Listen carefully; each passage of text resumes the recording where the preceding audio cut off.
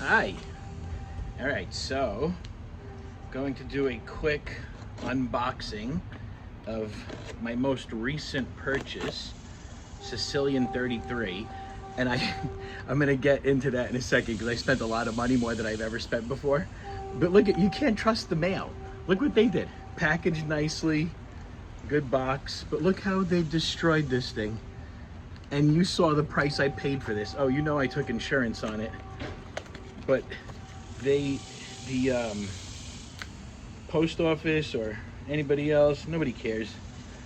They don't care that you have a ridiculously expensive tree in there. And that's the part I'm really making this video for that portion of it. I just want to talk about ridiculously expensive fig trees versus the fig trees that have been around and tried and true forever and ever, like Black Madeira, Col de Dame. Those are my two of my least expensive trees that I own, and they're the best in my opinion. Okay, hold on, let me just caveat everything. I forget, for the folks that don't know me, I am new to figs. I've been growing them for 5 years, but you can't count the first two really because it's like pre-Ross, post-Ross. I didn't know about berry figs for the first 2 years. So about 3 years ago, I got introduced to Ross because YouTube just shoved him down my throat. Even though I saw him a bunch of times and I'm like, no, I don't care about your ridiculous figs. I just want my simple figs and I'll be happy. That was very wrong. There's a huge difference between the simple figs that I grew up eating my entire life. I've been eating figs since I was a baby. I'm Lebanese, that's what we do. And then the berry figs that Russ introduced me to, and my whole life changed at that point. So about 3 years ago, I really got into growing figs in an obsessive fashion, you could probably say. And with that comes lots of joy, right? Something I like to do, and this is, probably a warning for folks that are new to the fig industry, people that are just getting into it and they're like, oh, really love this stuff. And I have a lot of people like that on my channel here, on my YouTube channel. And the way I'm into it now, the way I've gotten into every hobby in my life is I like, I don't know, I'm gonna call it luxury for lack of better words right now, but it's really more like hype. It's more hype than it is luxury. Like how would you consider, every industry has this. So let's go to the clothing industry for a second. What would you consider Chanel? Chanel would be luxury? Would it be hype? I don't know. Does it even matter? Do you have to answer that question? Because there's going to be people that like that stuff, even though they know it's not worth it, like me right now. I know this tree's not worth it. This tree, no way this tree is worth how much I paid for it. In the real world, like the real value of the tree. Because if you're looking for good taste, if you're looking for good production, you could get way less expensive trees and get amazing taste, probably better than this. I don't want to say better yet because I don't know it. But again, my favorite varieties, and I have now almost all of these exclusive hype luxury trees. And my favorite, I haven't tried them all yet. So again, caveat that. Also caveat that most of my trees are very young and you still need time. They say about 3 years until you could really judge the true flavor of a tree. So all of that comes into play with me. So take it for what it's worth. But so far, on the couple of dozen varieties that I've tried, my family as well, we love Col de Dame and Black Madeira. And again, you could get those for really cheap. They're tried and true. And fine. I'm in Texas and I could grow those, and I'm growing them indoors, so I could do that. But there's other varieties that are tried and true and very good and would work in colder climates as well.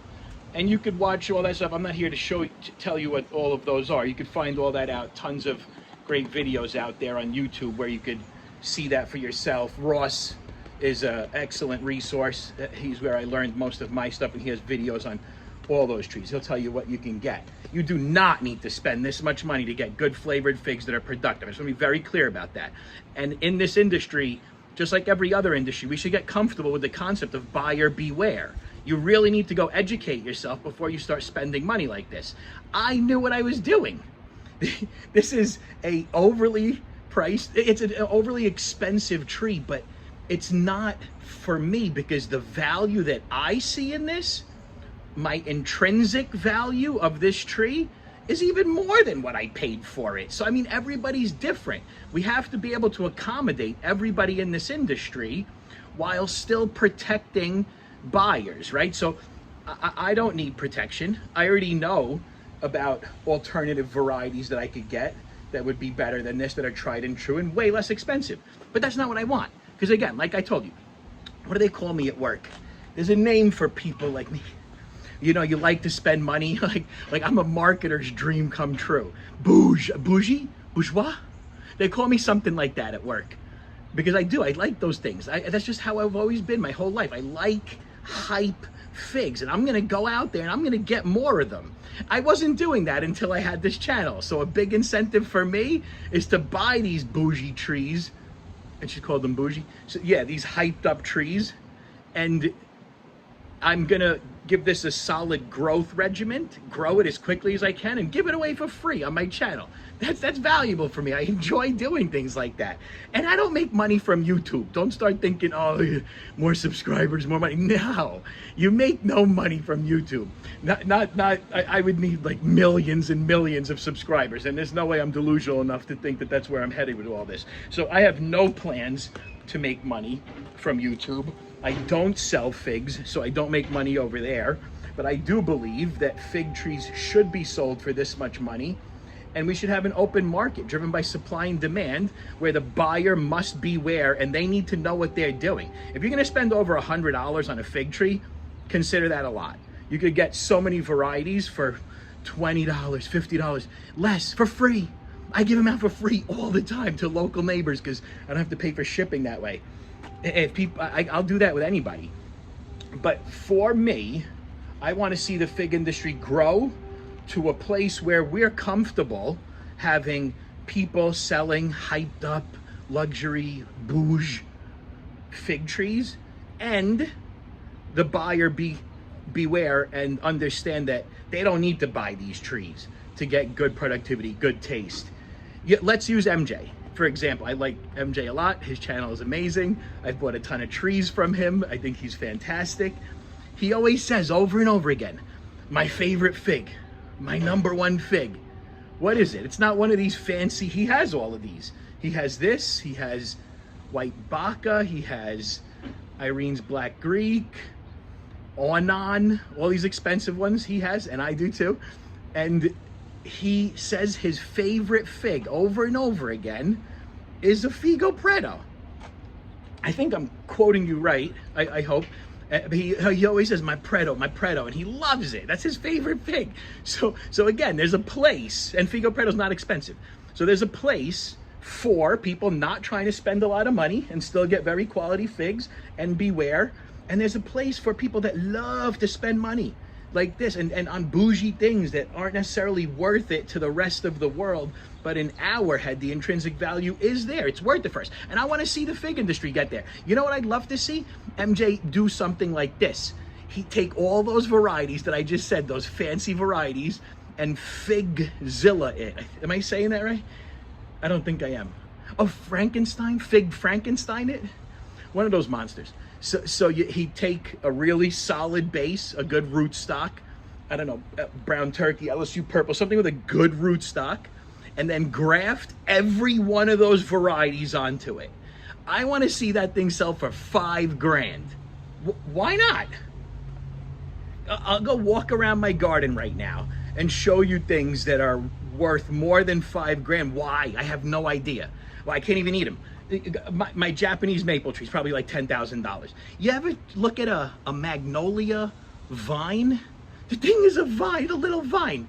You're talking $5,000, 2,500 or something like that for those things. It's out of control. So why not the fig industry? We can do it, but new buyers need to be careful. You don't need to buy these to get good quality taste. I hope I'm driving my point home here. I want to see. Hey, I'll come in for a $5,000 tree. Nah, maybe I won't. No, I won't do that because I already have all of those varieties. But if I didn't, maybe I would have considered it. All right, anyway, let me wrap this up here because I feel like I've been going 10 minutes. Oh my geesh. All right, so now, I just unboxed this thing. Look at this beautiful tree that I spent way too much money on. I just bought this on FigBid. Tree looks wonderful. What I do now, my normal process is I douse this thing. I give it a good drink because it's been sitting in a box. Hey, also on FigBid, be careful. You got to make sure you ask the buyer to upgrade to 2-day or overnight before you pay, because once you pay, it creates some complications for them. So this is full of I can't remember the name of the natural. It's called Natural, and I buy it from NYC Figs on FigBid. Really great people over there. I've been buying from them for years, and that's meant to get rid of the gnats that are in the soil. And again, I don't care who I'm buying trees from. I make no assumptions that there are or are not insects. I couldn't care less. I'm objectively approaching this.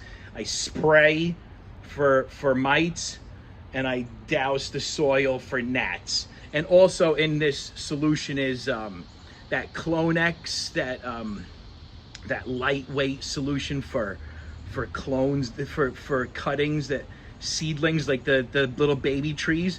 Clonex makes a nice solution for that. It's a real light fertilizer. So my initial dose is the Natural plus Clonex for the liquid, but that's it. All right, folks, I'm sweating my brains off. It's I live in Texas over here, and it's not cold, I'll tell you that. All right, more to come.